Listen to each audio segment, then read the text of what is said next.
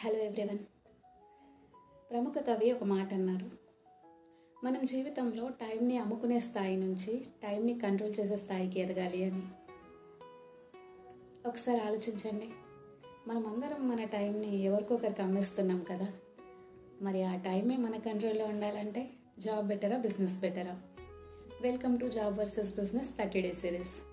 ఈ వచ్చే 30 డేస్లో మనం career, growth, freedom, risk and mind set గురించి డీకోడ్ చేయబోతున్నాం. ముందుగా మనం తెలుసుకోవాల్సింది జాబ్ అండ్ బిజినెస్ మధ్య ఉన్న మెయిన్ డిఫరెన్సెస్ ఏంటి అనేది.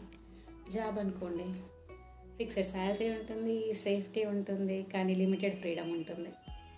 అదే బిజినెస్ అయితే రిస్క్ ఉంటుంది, కష్టం ఉంటుంది, కానీ అన్లిమిటెడ్ పొటెన్షియల్ ఉంటుంది.